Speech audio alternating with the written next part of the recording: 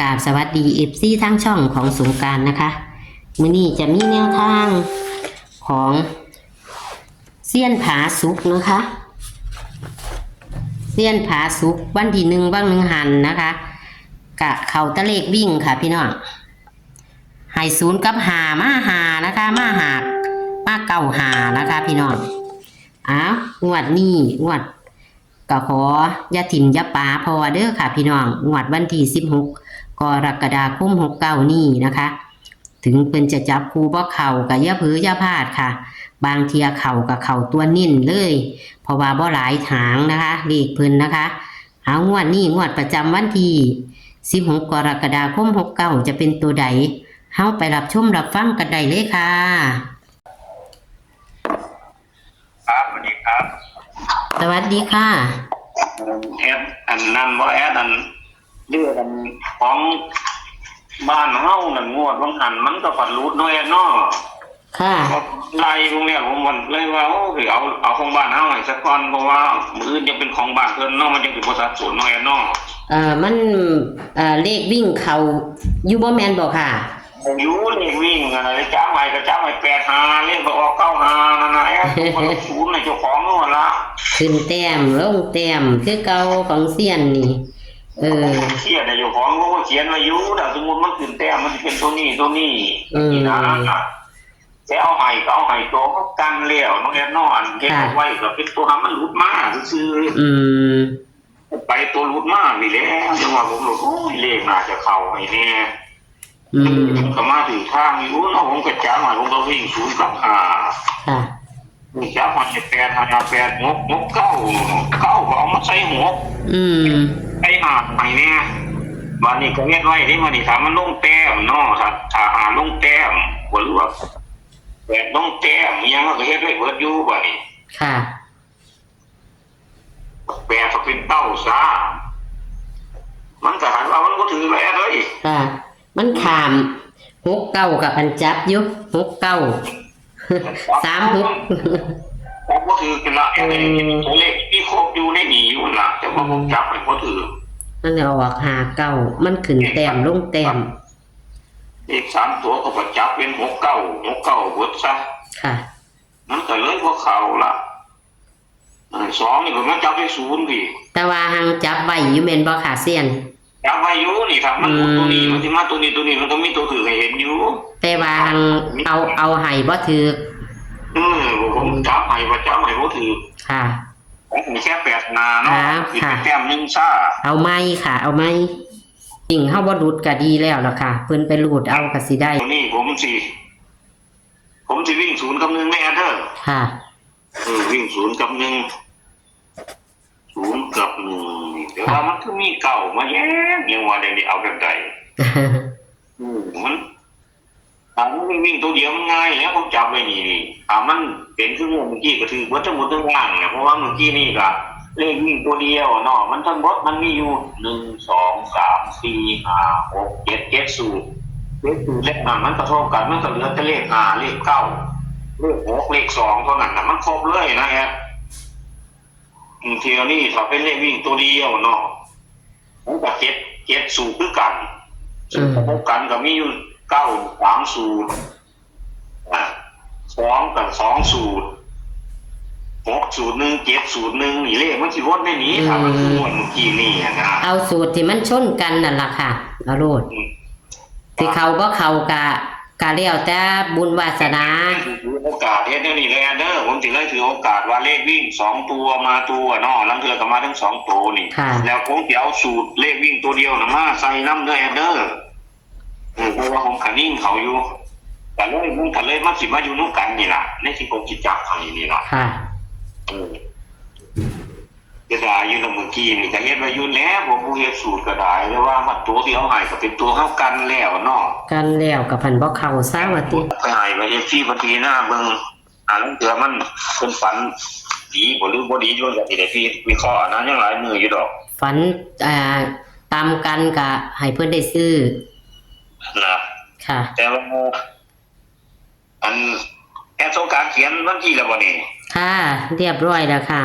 เอาไปเลยเนาะซั่นเนาะค่ะ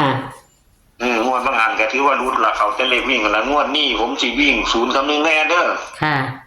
วิ่ง0 กับ 1จับคู่ค่ะจับคู่ก็สิ6 ชุดเท่าเก่านี่50 51 0 71 39 39 ทั้งหมด6 ชุดนี่ล่ะค่ะที่ว่า3979 FC อย่างงงเด้อคุณพ่อคุณแม่ผมขอมาเบิ่งผมเอาเลขวิ่งสูตรเดียววิ่งตัวเดียวนะมาจับใส่ค่ะเพราะว่าเนี่ยวิ่งตัวเดียวมันบ่หลุดจักเทื่อแหมนี่ก็มันนี่แต่ถ้าหลุดมันก็บ่เห็นง่ายเลยนะเพราะผมสิบ่เอาออกได้กลับมาใส่น้ำเขานี่ล่ะค่ะบ่เป็นหยังค่ะอันใดที่เห็นเสี้ยนว่ามันนั่นเป็นตะคือก็เอาเลยค่ะเน้นโตเอาเลข3ตัวซะก่อนค่ะ3ตัวนี่เอา839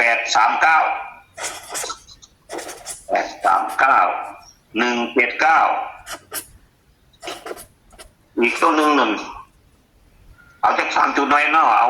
779อีกตัวนึงน่ะ779วันนี้กาผมสิเน้นตัว839นี่ล่ะตัวนึงกับ179นี่ล่ะตัวนึง179ตัวนึงแล้ววันนี้กาเลข2ตัวกา3979เอ๊ะ3979ค่ะ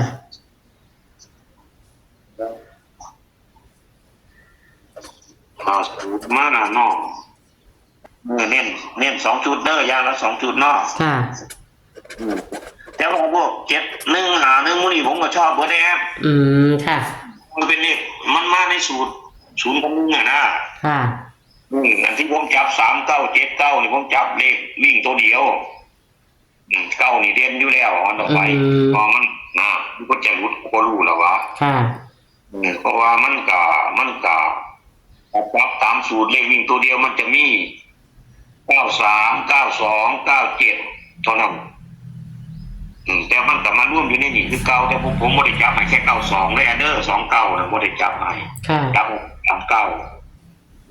เป็นหยังจังว่า29คือบ่จับให้มันอยู่นำ79นี่ล่ะ7กับ2มันเป็นตัวเดียวกันของคนมือเดียวนะของคนมือด่วน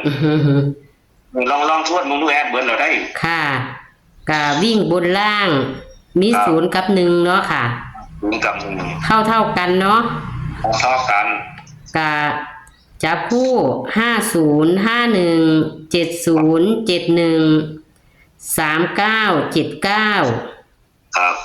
เน้นที่39กับ79เนาะค่ะครับเน้น39กับ79เลข3ตัว839 179 779เนาะค่ะเน้นที่839กับ179เนาะค่ะเน้น2 ชุดค่ะเน้น2 ชุดเลข3ตัว2 ตัวก็เน้น2 ชุดคือกันสังเกตเบิ่งที่แล้วมากก็มักจะขึ้นแต้มลงแต้มละเลขผมก็ไหนเอ้ยค่ะเพิ่นสิสังเกตอยู่ดอกค่ะ79นี่ก็เป็น89ได้นี่นะหรืออาจจะลงมาเป็น59ก็ได้ถึง69ก็ได้แล้วต่อไปคือ39คือกันอาจจะเป็น29ได้หรืออาจจะเป็น49ได้อย่างนี้นะค่ะเพิ่นสินั่นอยู่ดอกคันเพิ่นจับทิศจับทางถือเพิ่นก็สิอันฮู้จักดอกค่ะก็คืองวดเมื่อกี้ก็มินๆนึงดอกงวดเมื่อกี้ก็ได้85เนาะค่ะเท่ากันซะ69ไปเป็น59ซะอันนั้นน้อยๆอันเนาะค่ะจะเห็นจังได๋มันจับไปบ่ถือก็ถือว่าเขาแต่เลขวิ่งเที่ยวนี้ก็มั่นใจเลขวิ่งแหละค่ะมันจับให้บ่ถือก็ให้ FC ปัญหาตัวมาเสียบใส่0ใส่1ใส่9เด้อค่ะคำที่จับไปเลขวิ่ง3ตัวให้ก็ญาติ FC งงก็เลยจับ01นี่ล่ะให้ค่ะก็มาได้สายมันเป็นเลขวิ่งตัวเดียวที่มันเก่งอยู่ในสูตรเขาข้างหน้าผมก็เลยเอามาจับเป็น3979อันนี้ล่ะนำจริงๆเด่นก็หมู่ก็มี0มี1นี่ล่ะเด่นนั่นน่ะตัวประกบเขาก็มี5กับ7เท่านั้นที่มาประกบกับ0กับ1นั่นน่ะแอดในเลข4ตัวนั่นล่ะค่ะมันโฟกว่ามีเก่านำก็ย้อนว่ามีเลขวิ่งตัวเดียวที่บ่รู้จักเทื่อนั่นผมเลยเอามาใส่นำแน่เพราะว่ามันผมก็ชอบอยู่แล้วนะ เพราะมันมีเกียรติอยู่แล้วคุณพ่อคุณแม่ผมมาเบิ้งกับขอให้โชคดีนะในวันที่16กันยังลายมืออยู่ดอกไปพีนะเบิ้งไปเสียงบางแง่น้ำเทียมมันปิดตานั่นกับจังหรือแม่เบิ้งกับมันเป็นตาหนังกับพานไปสักน้อยน้อแล้วมันเป็นนวลน้อแต่ก็รู้ว่าจะออกตัวใดแต่ว่าที่จะแล้วมากอะซุยๆเสียดมากหลักส่วนมากนะย้อนFCเพิ่นก็ตั้งซื้อผมบ่ถือคือผมมาตั้งซื้อเสี้ยนผมบ่แม่นเสียแน่เลยผมก็ธรรมดาบ่เป็นหยังดอกค่ะค่ะบ่เป็นหยังดอกค่ะเรียกหลายก็ผู้ใดเห็นหน้าก็ว่าแต่เสี้ยนโลดนะครับทั้งที่บ่แม่นเสี้ยนล่ะเอาประเทศทั้งเด็กเนาะเอาเป็นเสี้ยนมันก็บ่เป็นเสี้ยนไงล่ะเป็นคือเก่าล่ะค่ะย่ามเข้ากับเข้าค่ะนั่งอธิตั้งชื่อว่าสุยหรือจังไปจังซี่นะมันมีแต่สุยแต่เสียนหลายค่ะก็สิขอขอบคุณค่ะขอให้โชคดีสุขสุขคนสวัสดีครับค่ะสวัสดีค่ะตัวเลขแนวทางของเซียนผาสุกเพิ่นกะเขาตะเลขวิ่งนะคะเพิ่นวิ่ง0กับ5มาตัวนะคะก็คือมา5ก็คือ9 5นะคะแต่เพิ่นจับคู่บ่เข้าค่ะพี่น้องจับคู่บ่เข้านะคะเพิ่นก็น้อยใจเพิ่นอยู่ดอกค่ะพี่น้องเป็นกำลังใจให้เพิ่นคือเก่าเด้อค่ะในมื้อนี้นะคะเซียนผาสุก16กรกฎาคม69นะคะวิ่ง0กับ1นะคะเท่ากันเหมือนเดิมนะคะจับคู่เพิ่นก็บ่หลายหางดอกค่ะจับคู่ก็ให้แค่6หางนะคะตัวนิ่นก็มี3979นะคะพี่น้องส่วนเลข3ตัวก็มี3หาง839 179 779เพิ่นเน้นที่839 179เด้อค่ะแคปหน้าจอค่ะโชคมันกับเซียนผาสุกนะคะงวดประจำวันที่16กรกฎาคม69ค่ะคลิปนี้ก็ขอบคุณที่กดไลค์กดแชร์ให้นะคะโชคมันค่ะสวัสดีค่ะ